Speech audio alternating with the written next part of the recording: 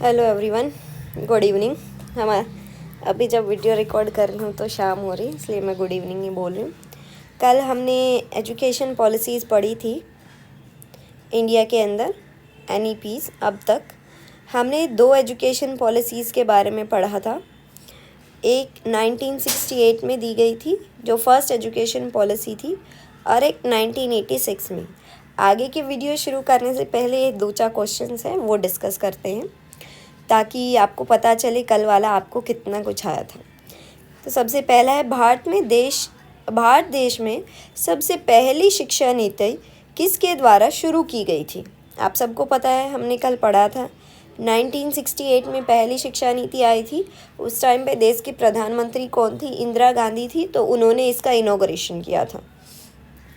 दूसरा क्वेश्चन है, पहली शिक्षा नीति की सिफारिश किस आयोग ने की थी? कोठारी आयोग, कोठारी कमीशन ने इसके बारे में बात की थी। नेक्स्ट क्वेश्चन है, दूसरी शिक्षा नीति किस वर्ष में आरंभ की गई? दूसरी शिक्षा नीति आप सबको पता है 1986 में, और उस टाइम पे देश के जो प्रधानमंत्री हैं वो कौन थे? राजीव गांधी। ठीक है। उसके बाद ऑपरेशन ब्लैक बोर्ड, आपको पता है ऑपरेशन ब्लैक बोर्ड की सिफारिश किसने की थी? दूसरी राष्ट्रीय शिक्षा नीति के अंदर ही जो है इसके बारे में बात हुई थी। नवोदय विद्यालय की बात हुई थी, डिस्टेंस एजुकेशन की बात हुई थी, डिस्टेंस एंड ओपन एजुकेशन, वो सब कुछ हमने कल पढ़ा था। ठीक है, we have discussed it yesterday's class. तो कौन से साल में शुरू हुआ ऑपरेशन ब्लैक बोर्ड? 1987 में। और अगर आपको ये पता करना है ये क्या था तो आप पिछली वीडियो में देख सकते हैं। उसके बाद था 1986 में जो नीति लागू की गई उसमें कुछ बदलाव किया गया था 1992 में। उस बदलाव का नाम क्या था? Programme of action. ठीक है, तो ये कुछ क्वेश्चंस थे ताकि आपको थोड़ा पता चले पेपर में, एग्ज़ाम में क्वेश्चंस किस टाइप के आ सकते हैं। अब आज का टॉपिक स्टार्ट करते हैं। चलिए, 1 सेकेंड। आज हम पढ़ने वाले हैं हमारी NEP 2020, नेशनल एजुकेशन पॉलिसी 2020। उससे पहले जो हमारी ये कोई नई एजुकेशन पॉलिसी नहीं थी। हमारे पास जो हमारी NPE थी ना, नेशनल पॉलिसी ऑन एजुकेशन 1986, उसमें एक बार तो चेंज किया गया 1992 में, जिसको प्रोग्राम ऑफ एक्शन कहा गया। उसके बाद फिर से इस एजुकेशन पॉलिसी में चेंज किया गया और उसको क्या नाम दिया गया? National policy for ICT 2012। देखिए क्या क्या चेंजेस किए गए। अब आप सबको पता है कि जो पूरा वर्ल्ड जो है वो पूरे वर्ल्ड को इंफॉर्मेशन कम्युनिकेशन टेक्नोलॉजी के बारे में पता चल चुका था। सबको पता चल गया था कि इसका जो है एजुकेशन में बहुत ज़्यादा हेल्पफुल है, बहुत योगदान रहेगा। तो इसलिए जो 1986 की एजुकेशन पॉलिसी थी उसको मॉडिफाई कर दिया गया। ठीक है, और एक क्या इंट्रोड्यूस किया गया? Computer literacy and studies in school. ठीक है, computer literacy and studies in school, यानी स्कूलों के अंदर ये कंप्यूटर की शिक्षा भी दी जाने लगी। उसके अलावा जो है इसके ऊपर पायलट प्रोजेक्ट्स सब 2004 में स्टार्ट कर दिए गए थे। उसके बाद 2012 में ये पूरी तरह से जो है वो फॉलो किया जाने लगा। ICT की बुक्स भी आ गई थी, बच्चों के सिलेबस में भी डाल दिया था। आपने देखा होगा आजकल क्लास 1 से ही बच्चों को हम लोग कंप्यूटर पढ़ाना स्टार्ट कर देते हैं। ठीक है, तो यहाँ पे हमें क्या दिया गया कि भाई ये जो इंफॉर्मेशन कम्युनिकेशन टेक्नोलॉजी है उसकी एजुकेशन पे भी हमें बहुत जोर देना है, और इसको सर्व शिक्षा अभियान के अंदर भी डाला गया गवर्नमेंट ने। ठीक है, एलिमेंट्री एजुकेशन में भी इसका बहुत बड़ा हाथ हो सकता है। इससे जो है ये क्या चाहती थी कि बच्चों के अंदर इसके बारे में अवेयरनेस हो, ICT के बारे में, बच्चों के बारे में, टीचर्स के बारे में।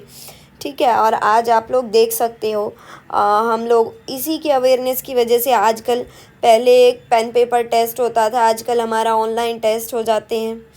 अगर ये इंफॉर्मेशन कम्युनिकेशन टेक्नोलॉजी नहीं होती तो कोविड टाइम में शायद हम लोग बच्चों को पढ़ा ही नहीं पाते। ठीक है, तो वो सब कुछ पॉसिबल हो पाया, हमारी ऑनलाइन जो क्लासेस चली, जो कुछ भी हम कर पाए, आजकल डाटा इधर उधर शेयर कर पाते हैं, वो सब कुछ किसकी वजह से? इंफॉर्मेशन कम्युनिकेशन टेक्नोलॉजी की वजह से। ठीक है, तो उसने क्या कहा कि आईटीसी को स्टार्टिंग में जो इसकी कॉम्पिटेंसी है वो 3 लेवल पे रखी गई। पहला बेसिक लेवल में कंप्यूटर के यूज़ की बेसिक नॉलेज दी जाएगी, जैसे उसको स्विच ऑन कैसे करना है, शट डाउन कैसे करना है, इंटरनेट का यूज़ कैसे करना है, सर्च इंजन जो होता है उस पर गूगल या जो भी है, जो भी क्रोम हम यूज़ कर रहे हैं उससे कैसे चीज़ों को सर्च करना है, या बच्चों को input output device, digital device, office, ये सब बेसिक इन्फॉर्मेशन देनी है। उसके बाद दूसरा लेवल था इंटरमीडिएट। इस पे हमें उनको प्रोग्राम को इंस्टॉल अनइंस्टॉल करना, ट्रबल शूटिंग, वो उनके लेवल के अकॉर्डिंग है कि ये चीज़ें फिर वो कर पाएँ। और एडवांस लेवल में वो पूरा क्या आ गया, उनको retrieve information from database, data analysis, ठीक है, साइबर थ्रेट्स से रिलेटेड या कॉपीराइट लॉज, इन सब के बारे में नॉलेज। ठीक है, वो लेवल कौन से पे चला जाता है? लेवल 3 पे चला जाता है। ओके, अब ये आप सबको पता है, ये आईसीटी जो उन्होंने कहा कि अगर आईसीटी हम क्लासेस में यूज़ करेंगे तो उसके क्या क्या बेनिफिट होंगे। तो इससे हमारी जो टीचिंग लर्निंग प्रोसेस है उसको हम एज ए टूल हम अपना टीचिंग एड की तरह यूज़ कर सकते हैं। आईसीटी को करते हैं ना हम लोग, बच्चों को ऑडियो वीडियो दिखाते हैं आजकल, और पहले भी दिखाना शुरू कर दिया था। इससे क्या होगा, क्लास का environment, classroom environment, virtual learning हो सकती है बच्चों को। अब उनको कोई भी चीज़, जैसे जो कुछ भी हम पढ़ा रहे हैं वो उनको वर्चुअली दिखा सकते हैं उनके सामने सामने। ठीक है, आईसीटी इससे बच्चों के अंदर स्किल्स यानी development of job oriented modular course की सॉफ्टवेयर हार्डवेयर से रिलेटेड ऐसे करके कुछ कोर्स या ट्रेनिंग भी इंट्रोड्यूस करी जा सकती हैं, जिनसे बच्चों के अंदर स्किल्स डेवलप हों और उससे उनको यानी रोज़गार मिल सके आगे। उसके बाद ये स्पेशल नीड वाले चिल्ड्रंस के लिए तो बहुत हेल्पफुल है। स्क्रीन रीडर्स हैं, ब्रेल प्रिंटर, ये सारी चीज़ें जो हैं वो डिसेबिलिटी वाले पर्सन्स के लिए हेल्पफुल थी। Open and distance learning education में तो पहले बुक्स जब हम डिस्टेंस लर्निंग से पढ़ते थे या ओपन से पढ़ते थे, बुक्स हमारे घर पे भेजी जाती थी बाय पोस्ट या ऐसे करके। लेकिन आजकल हम लोग क्या कर सकते हैं, ऑनलाइन अपने असाइनमेंट सबमिट कर सकते हैं, वहीं पे ई पीडीएफ हर चीज़ की अवेलेबल रहती है, ई बुक अवेलेबल रहती हैं, वहाँ से हमें सारी इन्फॉर्मेशन मिल जाती है, वहाँ से हम इजीली पढ़ सकते हैं। तो इन सब चीज़ों के लिए भी ये जो है इसने अल्टरनेट पॉसिबिलिटीज़ दे दी।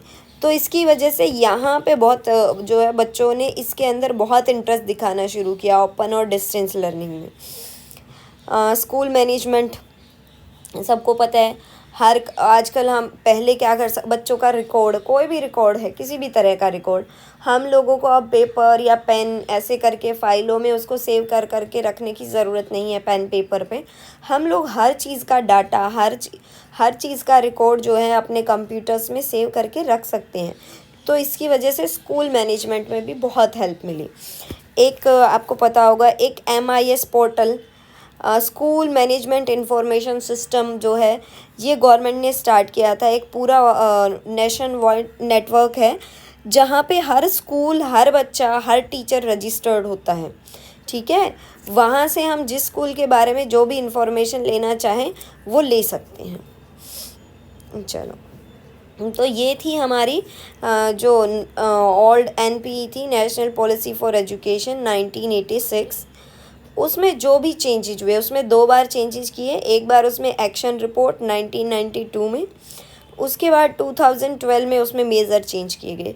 उसके अलावा टाइम पे जो है 2009 में उसमें RT राइट टू एजुकेशन भी डाल दिया था, पता होगा, बढ़ाया हुआ है मैंने अनुच्छेद 21 के अकॉर्डिंग संविधान के। ठीक है, तो ऐसे करके ये चेंजेस होती रहती हैं जो भी एजुकेशन पॉलिसी के अंदर। लेकिन अब देखो काफ़ी साल हो गए थे, तो इंडिया को क्या लगा कि हमें हमारे एजुकेशन सिस्टम को अब और अच्छा करने की ज़रूरत है। पहले जो पुरानी एजुकेशन पॉलिसी थी उसके अकॉर्डिंग हमें बच्चों को स्कूल तक लाना था, इक्वलिटी प्रोवाइड करनी थी एजुकेशन में।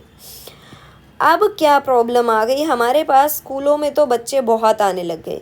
अब इस इक्वल एजुकेशन को, इक्वलिटी एजुकेशन को हमें इक्विटी और वैल्यू एजुकेशन, वैल्यूएबल एजुकेशन में चेंज करना था।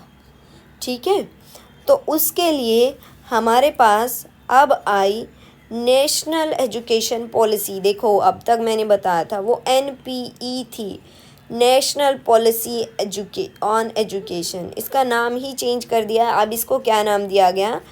National education policy 2020। ठीक है, अब आपसे पूछे तो ये किसके टाइम पे आई? अच्छा, अब ये जो ministry of human resource development है, इसका नाम भी चेंज कर दिया गया। इसको क्या नाम, पहले ये HRD मिनिस्ट्री, आपको पता होगा, ministry of human resource development थी। अब इसको एजुकेशन मिनिस्ट्री बना दिया गया है। ठीक है, चलिए, ये पॉलिसी लॉन्च हुई 29 जुलाई 2020 को। और किसके टाइम में? अभी कौन प्रधानमंत्री है सबको पता है, नरेंद्र मोदी। चल देखो, in 2005 India adopted the global education development agenda in goal 4 of the 2030 agenda for sustainable development। Means हमें इंक्लूसिव और इक्वेटेबल क्वालिटी एजुकेशन देनी है। यही बात मैंने बोली ना, कब तक? 2030 तक हमारे बच्चों को, यानी ये स्टार्ट कर देना है। तो उसके लिए हमें क्या चाहिए था? एक नई एजुकेशन पॉलिसी चाहिए थी। तो इन सारी डेवलपमेंट्स को ध्यान में रखते हुए एक कमेटी बनाई गई। सीधी सी बात है, न्यू एजुकेशन पॉलिसी चाहिए तो एक कमेटी बनाई जाएगी जो इसके बारे में प्लानिंग करेगी। तो एक कमेटी तैयार की गई एंड वो उस कमेटी ने एक ड्राफ्ट रिपोर्ट बनाई और किसकी चेयरमैनशिप के अंदर? Chairmanship of mister TS Subramaniam in 2015 में इस एक ड्राफ्ट कमेटी बनाई गई, एक ड्राफ्ट रिपोर्ट दी उस कमेटी ने। इस कमेटी ने इसमें हर लेवल को, ये पहली ऐसी कमेटी बनी थी, या आप कह सकते हो फर्स्ट काइंड, अपनी तरीके की पहली ऐसी कमेटी थी जिसने ग्राम पंचायत से लेके नेशनल लेवल तक हर किसी को इंक्लूड किया। हर किसी के विचारों के बारे, हर किसी से विचार लिए, फिर उनके ऊपर थिंकिंग की गई। ठीक है, मतलब हर लेवल को ध्यान में रखते हुए जो है वो प्लानिंग की गई।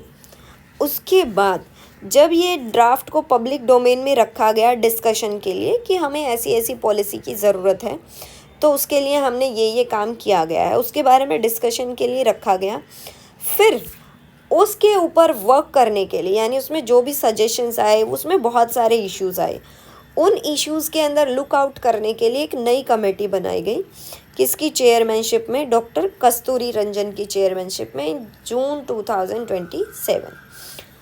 उसके बाद उन्होंने जो भी ऑब्जेक्शंस थे हमारी, जो इनकी कमेटी ने जो भी रिपोर्ट तैयार की थी, T सुब्रमण्यम की कमेटी ने, ठीक है, तो फिर उन्होंने एक फर्दर ड्राफ्ट पॉलिसी बना के दी हमें, और मई 31 2019 में। और उसके लिए फिर और सजेशंस इनवाइट किए कि भाई हमने अब ये जो भी ओवरकम्स थे, जो भी प्रॉब्लम्स थी पहले वालों की कमेटी में या पहले वालों की ड्राफ्टिंग में, उस पर हमने विचार किया और ये चेंजेस किए गए हैं। उसके बाद फिर से उस पर जो है रिव्यूज़ मांगे गए, और उन रिव्यूज़ और सजेशंस के बाद फाइनली 29 जुलाई 2020 को हमारी नई एजुकेशन पॉलिसी लॉन्च हुई, NEP 2020। ठीक है, अब देखिए इसके बारे में हम डिटेल में पढ़ेंगे बिल्कुल। अब NEP 2020 को 4 पार्ट्स में डिवाइड किया गया है। नेशनल एजुकेशन पॉलिसी को कितने पार्ट्स में डिवाइड किया गया है भाई? 4 पार्ट्स में। The first part is school education. हमारे सिलेबस में आपने पढ़ा होगा, हमारी पॉलिसी स्कूल एजुकेशन के ऊपर ही हमें पढ़नी है, आगे वाले से हमें ज़्यादा कुछ लेना देना नहीं है, फिर भी मैं बता देती हूँ। सेकंड पार्ट था हायर एजुकेशन। थर्ड पार्ट था अदर की एरियाज ऑफ फोकस, और फोर्थ पार्ट है मेकिंग इट हैपन, कि इन चीज़ों को अब हम कैसे करेंगे। ठीक है, तो जो पार्ट 1 है हमारा, उसके बारे में देखते हैं उसमें क्या क्या चीज़ें इंक्लूड की गई। तो पार्ट 1 हमारा क्या है? School education. देखो, स्कूल एजुकेशन में सबसे पहला पॉइंट जो उन्होंने दिया कि फाउंडेशनल एक एक चीज़ के बारे में मैं अच्छे से बताऊंगी आपको कि हमें ECC early childhood care education foundational learning start करनी होगी। दूसरा, ये फाउंडेशनल लिटरेसी एंड न्यूमरेसी जिसके बारे में हम बात कर चुके हैं, ये बहुत ज़रूरी है, बहुत ही ज़्यादा अर्जेंट नेसेसरी। सबसे पहले हमें यही काम करना है। उसके लिए कौन सा मिशन लॉन्च किया गया है? निपुण। आप लोग पीछे की सबसे पहली वीडियो में देख सकते हैं, वहाँ पे मैंने निपुण और FLN के बारे में बहुत अच्छे से बताया हुआ है। हमारी 3 वीडियोस हैं FLN के ऊपर, आप उनको देखिए, आपको बहुत अच्छे से समझ आएगा कि ये FLN क्या है, निपुण भारत क्या है। नेक्स्ट है, हमें क्या करना है? Universal access of education at all level, सब लेवल्स पे एजुकेशन के अंदर बच्चों को लेके आना है। नेक्स्ट है स्कूल करिकुलम को जो है वो लर्निंग को हमें कैसा बनाना है? Integrated, enjoyable and engaging learning बनाना है। 5th पॉइंट, हमें किस पे काम करना है? टीचर्स पे काम करना है। Equitable and inclusive education, learning for all, इसके बारे में भी हम लोग वीडियो बना चुके हैं, आप वहाँ से देख सकते हो।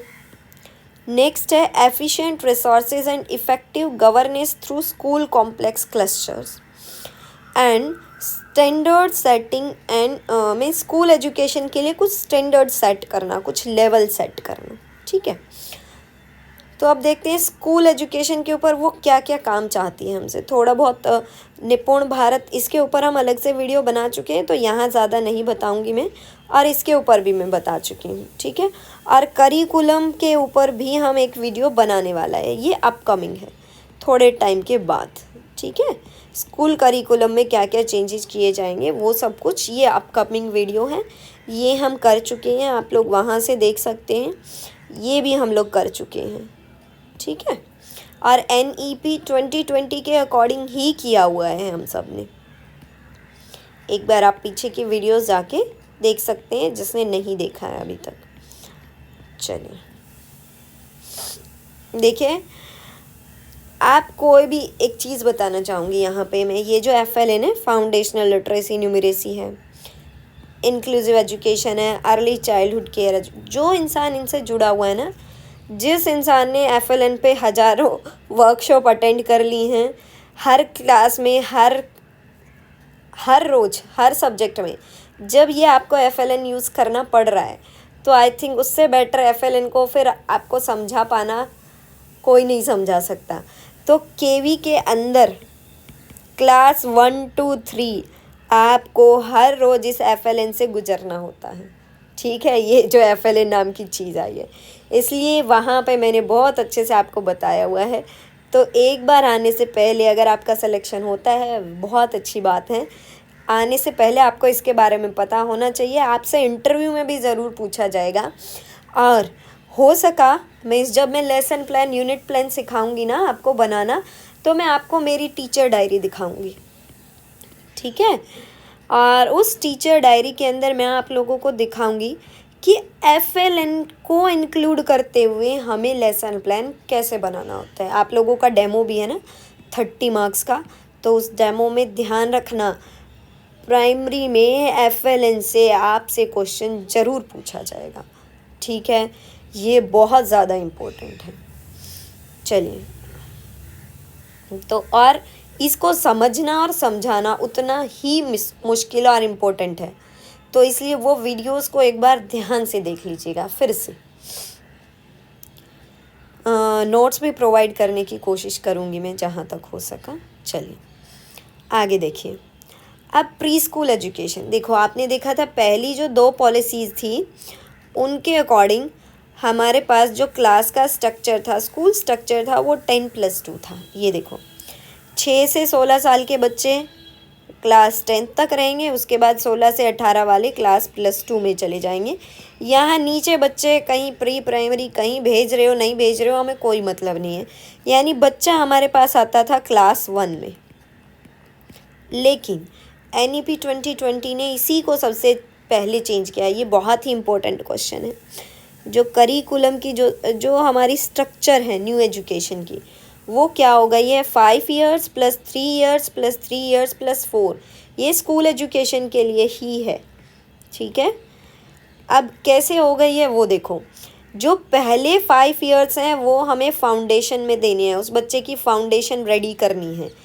उसके अंदर 3 साल का आंगनवाड़ी या बाल वाटिका ECC अर्ली चाइल्डहुड केयर वाला, अर्ली चाइल्ड केयर एजुकेशन जो है वो इसके अंदर आएगा। एज 3 से 6 ईयर्स, तो 3 साल हो गए हमारे यहाँ पे।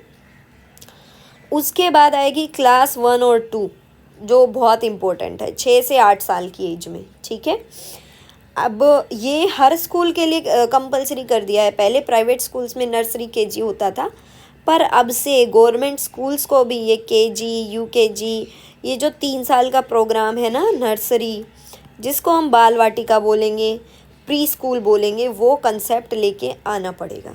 ठीक है, तो 5 साल ये ऐसे हो गए, इनको भी 2 पार्ट्स में डिवाइड कर दिया और इस स्टेज का नाम क्या दिया, फाउंडेशनल स्टेज, मतलब हमें उस बच्चे का बेस रेडी करना है।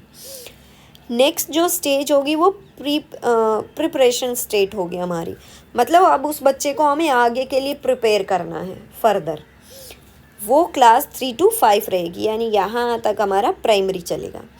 उसके बाद क्लास 6 to 8 वो मिडल स्टेज रहेगी और 9 to 12 कौन सी चली जाएगी, सेकेंडरी। सबको चारों स्टेज समझ आई, यही स्ट्रक्चर हो गई 5। देखो ये 5 साल हो गए ना, यहाँ पे 3 साल प्री प्राइमरी, 2 साल क्लास 1 to, ये 3 साल हो गए क्लास 3 to 5, ये 3 साल हो गए क्लास 6 to 8 और ये 4 साल हो गए क्लास 9 to 12। तो नया पैटर्न आई थिंक आपको वो याद हो गया है, इसको रट लेना। कौन सी एज को कवर करेगा, 3 साल से लेके 18 साल तक। 5 + 3 + 3 + 4 कवरिंग एज 3 to 18 ईयर्स। ठीक है, चलिए अब इसी को थोड़ा आगे एलोबरेट करेंगे हम लोग। देखो ये ECC क्या है, अर्ली प्रोवाइजिंग ऑफ क्वालिटी ECC, यानी हर एक early childhood care and education, यानी हमें अब 3 साल के बच्चे को ही स्कूल भेजना शुरू कर देना है। ठीक है, all the child entering class 1 में एंटर करने से पहले आपके, ये अच्छा हो गया हमारे पास, कई बार ना ऐसे बच्चे आ जाते हैं क्लास 1 में, वो पेरेंट्स उनको प्री प्राइमरी में नहीं भेजते, तो उन बच्चों को पहले हमें शुरुआत में क ख ग अल्फ़ाबेट्स नंबर से शुरू करना पड़ता है। जबकि आपने देखा होगा NCERT क्लास 1 का जो सिलेबस है उसमें तो पूरे चैप्टर्स, पोएम सब कुछ दिया हुआ है। ठीक है, तो हमें बहुत प्रॉब्लम होती है उसकी वजह से। पर अब जब गवर्नमेंट ने बोल दिया कि पहले आपको 3 साल उस बच्चे को प्री प्राइमरी में भेजना है, उसके बाद वो क्लास 1 में आएगा, और ये कब तक अचीव करना है हमें, 2030 तक। अब इसके लिए एक ये नहीं है कि ECC में बच्चा चला गया, ठीक है स्कूल में कुछ पढ़ा रहे नहीं पढ़ा रहे, नहीं, इसके लिए भी NCERT एक करिकुलम और फ्रेमवर्क रेडी करेगा। मीन्स उसके लिए भी एक सिलेबस बनाया जाएगा 2 पार्ट्स में, 0 से 3 साल के और 3 से 8 साल के बच्चे, यानी 3 से लेके क्लास नर्सरी से लेके, नर्सरी बोलते हैं उसको हम लोग, अभी कह लेते हैं, और क्लास 2 तक के बच्चे को क्या पढ़ाना है उसका सिलेबस जो है वो NCERT डिज़ाइन करेगा। और ये डिज़ाइनिंग शुरू हो गई है, इसकी बुक भी आ चुकी है, NCERT ने दे दी है हमें। ठीक है, ये करिकुलम फ्रेमवर्क, वो मैं आप लोगों को उसके बारे में, जब हम इसके बारे में थोड़ा और डिटेल में पढ़ेंगे तो आपको दिखा भी दूंगी वो बुक। ठीक है, इसके करिकुलम के लिए बुक आ चुकी है। और आपको पता होगा आजकल मार्केट में ना बच्चों को NCERT बुक्स नहीं मिल रही, बहुत कम मिल रही हैं, क्योंकि अब NCERT को ये जो नया करिकुलम है ना उसके अकॉर्डिंग बुक्स पब्लिश करनी है, प्रिंट करनी है, इसलिए उसने नया पब्लिकेशन बंद कर दिया है। अब ECC इंस्टीट्यूशन जो है वो आंगनवाड़ी के साथ रहेंगे। आंगनवाड़ी जो है वो प्री प्राइमरी स्कूल्स के साथ ही प्राइमरी स्कूल्स के साथ कोलोकेट करेगी। Pre primary school sections covering at least age of 5 to 6 year, means वो एग्जिस्टिंग प्राइमरी स्कूल्स, यानी जहाँ प्राइमरी स्कूल है ना उसी के साथ हमें कोलोकेट करना है, अलग से नहीं खोले जाएंगे। जहाँ प्राइमरी है उसी के साथ हमें कौन से वाला, यानी जो प्राइमरी वाले हैं वहीं पे प्री प्राइमरी भी स्टार्ट किया जाएगा।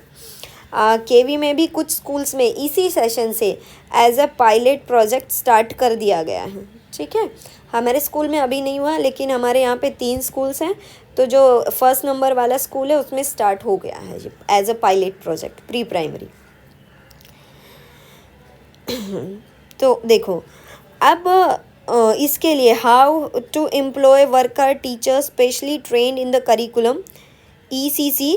तो उसके लिए टीचर्स को क्या करना पड़ेगा, टीचर्स विद 6 मंथ का डिप्लोमा सर्टिफिकेट करेंगे और लोअर क्वालिफिकेशन वाले जो हैं वो 1 ईयर डिप्लोमा करेंगे। ठीक है, इसके लिए 2 डिप्लोमा है, और ये डिप्लोमा जब ये आई थी ना, एजुकेशन पॉलिसी आई थी NEP, उसी के साथ साथ इग्नू ने लॉन्च भी कर दिया था 6 मंथ वाला, और 1 ईयर वाला इस बार लॉन्च करने वाला है। ठीक है, NTT वाला अलग होता है, एक NTT वाला भी इसके लिए मान्य है, अवेलेबल रहेगा जब इसकी वैकेंसी आएंगे, तो ऐसा बोला गया है। बाकी देखो क्या डिसाइड करती है गवर्नमेंट। एक नर्सरी टीचर ट्रेनिंग का होता है ना, वो भी शायद 2 ईयर का होता है। अब ये 3 तरह के डिप्लोमे होंगे इसके अंदर। ठीक है, चलिए अब चेंज क्या होगा, मतलब फर्स्ट फाउंडेशनल जो प्रिपरेशन स्टेज है, मिडल स्टेज और सेकेंडरी स्टेज में हमें क्या करना है बच्चों के साथ। देखो सबसे पहले जो फाउंडेशनल स्टेज है ना, वो सारी की सारी लर्निंग प्ले और एक्टिविटी बेस्ड होगी। ठीक है, जैसा कि करिकुलम में मेंशन कर दिया गया। इसके अंदर हमें बच्चे को पढ़ाना नहीं है ज़्यादा, उसको प्ले एक्टिविटीज़ से पढ़ाना है, जैसे प्ले स्कूल्स में पढ़ाया जाता है। और उसके अंदर अच्छा behaviour, personnel public hygiene, cleanliness, team work, operation, ये सारी चीज़ें हमें उसको सिखानी है बस फाउंडेशनल स्टेज में, मतलब उसको स्कूल में भेजने के लिए रेडी करना है। सेकेंड स्टेज ये इनफॉर्मल एजुकेशन रहेगी, वैसे तो फॉर्मल स्कूल में जाएगा पर उसको पढ़ाना इनफॉर्मल तरीके से है हमें। ठीक है, ये वाली में, फर्स्ट वाली में यहाँ पे क्या होगा, अब क्लास 1 to फर्स्ट सेकंड में हमें क्या करना है, उसको फॉर्मल एजुकेशन देनी है, बट इंटरेक्टिव क्लासरूम लर्निंग होनी चाहिए। ठीक है, और उसको थोड़ी थोड़ी टेक्स्ट बुक इंट्रोड्यूस कर दी जाएंगी हल्की फुल्की, और उसको रीडिंग, राइटिंग, स्पीकिंग, ये सारी चीज़ें हम लोग सिखाएंगे। मैथ, ठीक है, लैंग्वेज, साइंस, ये सारी चीज़ें धीरे धीरे हम उसको प्रिपेयर करना शुरू करेंगे। अब जब वो क्लास 3 में चला जाएगा, ये था क्लास 3 to 5, अब जब वो क्लास 6 में चला जाएगा, 6 to 8 में क्या होगा, देखो ये क्लास 1 से नर्सरी से क्लास 1 सेकेंड तक था। ठीक है, चलिए अब यहाँ पे देखो, यहाँ पे क्या करेगा, सब्जेक्ट टीचर की क्या होगी, लर्निंग, ये सब उसको एब्स्ट्रैक्ट कंसेप्ट, ये सारी चीज़ें, साइंस, इन सब के बारे में हमें बताना है। और आगे का आपको पता है करिकुलम स्टाइल जो है वो मिडल एज का ऐसे डीपर, मतलब हमें बच्चे को क्रिएटिव थिंकिंग की तरफ, क्रिटिकल एंड क्रिएटिव थिंकिंग की तरफ मोटिवेट करना है। इसके बारे में अभी हम थोड़ा बहुत और पढ़ेंगे। ठीक है, अगली क्लास में। आज के लिए हम लोग इतना ही पढ़ते हैं, क्योंकि एक साथ बहुत ज़्यादा हो जाएगा। Okay, thank you.